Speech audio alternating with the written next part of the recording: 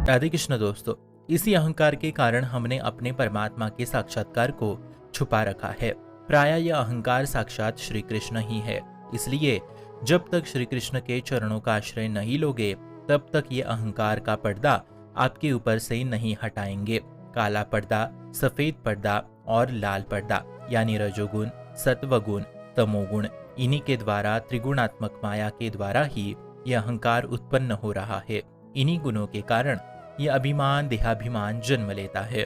और जहाँ अहंकार अभिमान देहाभिमान है वहाँ कर्तृत्व भोगत्व भाव उत्पन्न होते हैं। मतलब ठीक से समझिए मित्रों, ये एक चक्रव्यूह है। ये एक चक्र जैसा है।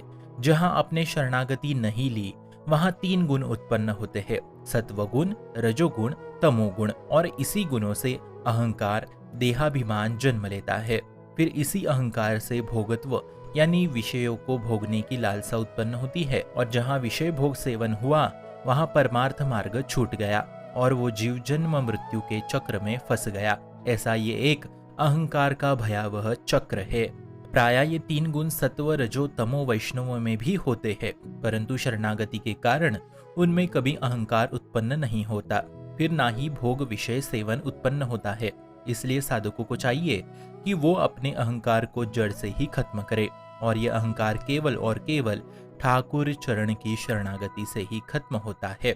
फिर शरणागति के कारण ठाकुर जी उस जीव पे ऐसी कृपा करते हैं कि धीरे से अहंकार और त्रिगुणात्मक माया का पर्दा हटा देते हैं और उस जीव को अहंकार रहित बना देते हैं।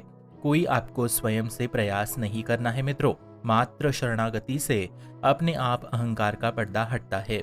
और जहाँ अहंकार का पर्दा हट गया वहाँ तुरंत उस जीव को प्रभु का साक्षात्कार हो जाता है। और जहाँ साक्षात्कार हुआ वही वो जन्म मृत्यु के चक्रव्यूह से हट जाता है।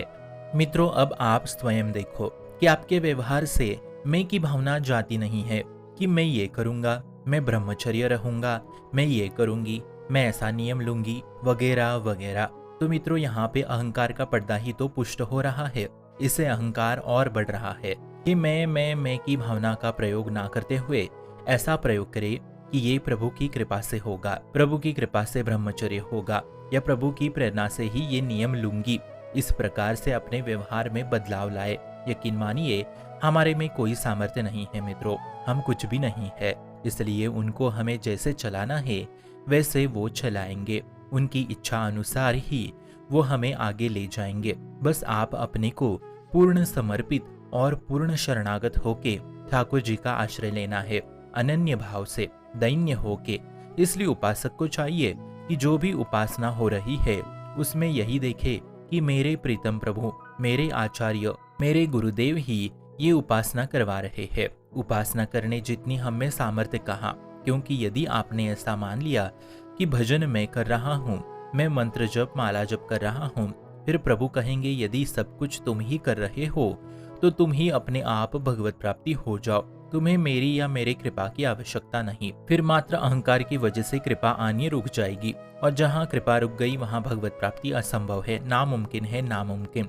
इसलिए संतों ने कहा है साधना से तो अहंकार नष्ट होता है, परंतु भगवत प्राप्ति तो केवल और केवल कृपा से ही होती है। इसलिए एक साधक में किसी भी तरह का कोई भी अहंकार नहीं होना चाहिए और ये जगत गुरु श्री कृष्ण संभालते हैं। इसलिए मामे य प्रपद्यन्ते माया में तांत तरन्ति ते। शुभम भवतु कल्याणमोस्तु।